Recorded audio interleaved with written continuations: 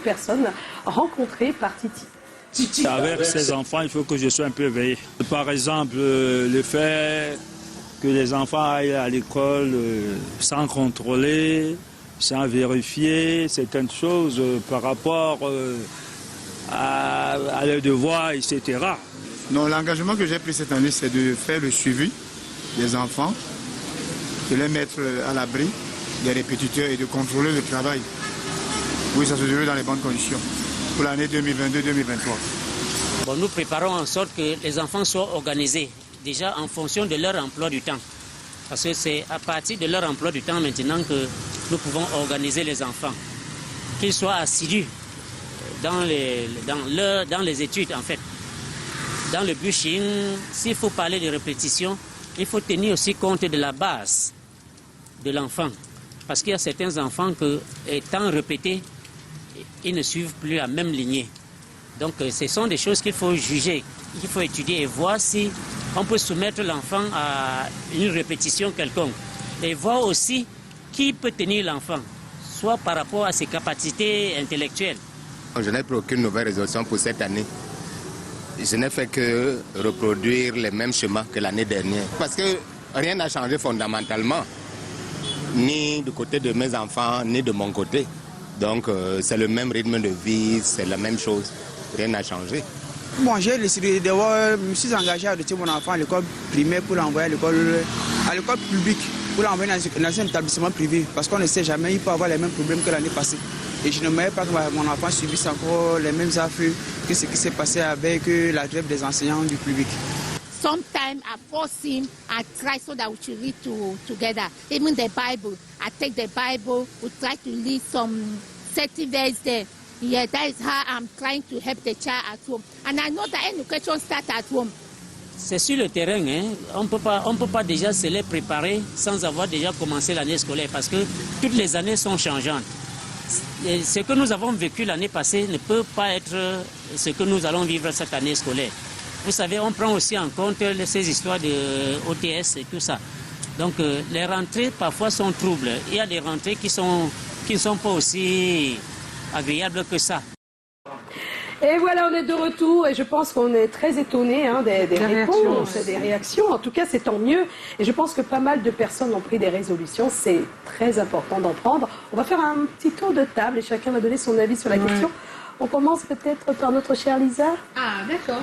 Alors Lisa, ton micro. Il est vrai que voilà, je ne suis pas encore parent. Ça veut dire que je n'ai pas un enfant dont je m'occupe. Je n'ai pas encore un enfant. Mais si j'étais à la place d'un parent, la résolution que j'aurais prise cette année, ce serait au niveau du téléphone.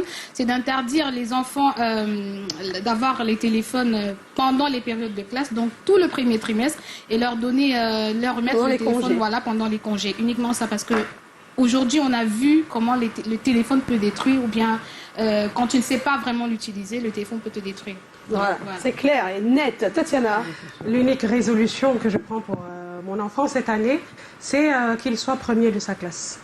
Et servir à l'obsession. Parce que mon fils, il faut savoir qu'il a 9 ans, il fait le CM1 et il a déjà sauté une classe. Mais que depuis le CE1, il est entre les 15e et les 20e, il a l'attitude, le langage, l'expression et même la réflexion d'un leader, mais le rang ne suit pas. Et donc, moi, sa mère, ça m'embête. Oui, donc c'est la résolution pour lui. C'est la résolution pour lui. Tu prends une résolution pour lui. Voilà, non, mais après, on est parents pour ça. Quand ils sont encore petits, c'est de les accompagner. Donc, tu le boostes au maximum. Je booste, oui, mais voilà. Comment je compte y arriver? C'est peut-être ça la bonne question aussi. Je pense que ces vacances, c'est une de mes fiertés. J'ai entouré mon fils de quelques professeurs et je me suis donné aussi beaucoup plus que les années dernières à ce qu'il ait cette bonne note, mais on n'y est pas arrivé. Donc, j'ai appliqué ce qui a peut-être marché avec moi parce que j'étais quand même beaucoup première de classe. Oui. Donc, j'ai appliqué ce qui a marché avec moi et ne me vante pas, c'est un fait. C'est un fait. C'est un fait. Donc, j'ai appliqué ça et je suis contente parce que les résultats suivent. Il est là 3e pour l'instant. Vendredi dernier, il était 3e, là, il est 2e. Et on va y arriver. Ça a payé. On fait les évaluations. Bon, qu'est-ce que moi je dirais? Je commencerai par faire une petite observation. Des personnes comme Sissoul me fascinent, sincèrement. Oui. Donc, pour moi, la résolution à chaque fois, ce serait toujours de trouver le moyen pour l'enfant d'aller à l'école, de faire ses études sérieusement, mais de trouver au milieu de tout ça quelque chose qui l'épanouit vraiment. C'est-à-dire d'être au maximum à la disposition de l'enfant pour détecter ça. le truc qui l'épanouit. Moi, les artistes, ça me fascine. Hein. Je ne pense pas qu'il faut l'école pour s'insérer facilement dans la société, mais ce n'est pas forcément avec l'école qu'on réussit. Il vaudrait mieux faire de sa vie des choses qui vous épanouissent et vous rendent heureux. Callaghan. Pour moi, c'est le quotidien. Bon, mon secret, si je le dis ici, si jamais ils sont en train d'écouter, bon, c'est ma résolution. On a demandé les résolutions, hein, prises. Ma résolution prise pour cette année, pour les enfants, c'est que, comme ils ont l'habitude de mettre des jouets quand ils savent que je suis ici au boulot. Tu vois. Maintenant, j'ai installé, c'est l'installation de caméras de surveillance sur le téléphone. Avec ça, maintenant, non, le réseau a d'accord, ok. Donc, avec ça, tu contrôles tout. Voilà, tel ne peut plus te dire que c'est que toi-même tu regardes, tu tapes, tu regardes. Oui. Donc, c'est ça la grande résolution de cette année scolaire. Oui. D'accord. C'est Soul. Oui. Pour tes enfants, tes nombreux enfants. Donc, c'est pas une résolution, mais c'est la clôture d'un contrat. Vous vous souvenez, la dernière fois que j'étais ici, j'avais fait un contrat avec ma mère pour 2 ans. Oui. Et oui, ça fait 2 ans maintenant. Donc, j'ai pris quelques professeurs en particulier pour reprendre. Pour reprendre. Waouh! Mais c'est une belle résolution. Ça, c'est bien. Voilà. Super, super. Ça, c'est bien.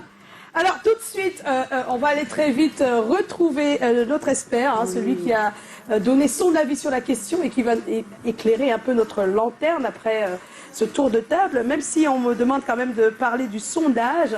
Alors on a 80% de personnes qui ont pris des décisions, voilà. Ça c'est clair, des résolutions, et on a 20% sans décision aucune. C'est-à-dire qu'il y a 20% qui n'ont pas eu besoin de prendre des résolutions cette année. Les résolutions de l'année dernière. Alors, tu reprends, ont marché, donc il continue avec les résolutions. Et à l'instant, on va retrouver un encadreur pédagogique. C'est monsieur Siméon Binon. Voilà, il répond aux questions de Titi Freeman. Au-delà des aspects matériels de la rentrée, que sont l'achat des livres, l'inscription, il y a un nombre de dispositions ou d'attitudes que le parent doit prendre pour que son enfant de son année scolaire. Il y a d'abord l'organisation de son emploi du temps. Lorsque l'école a déjà commencé, forcément il faut moins de temps pour la télé, il faut moins de temps pour le téléphone.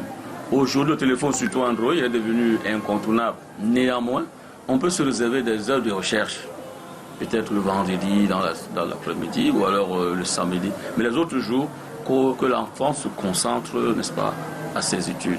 Il y a également les loisirs. Il faut diminuer le temps de loisirs. Il faut avoir un emploi du temps qui apporte la priorité aux enseignements, la priorité à la présence en classe, la priorité à la révision de ces leçons, surtout en soirée. Donc, l'élève, n'est-ce pas, doit pouvoir se coucher à une heure respectable, si on peut dire ainsi, peut-être 21h ou 22h pour ceux qui font des classes comme terminale, pour qu'ils puissent se réveiller un peu plus tôt.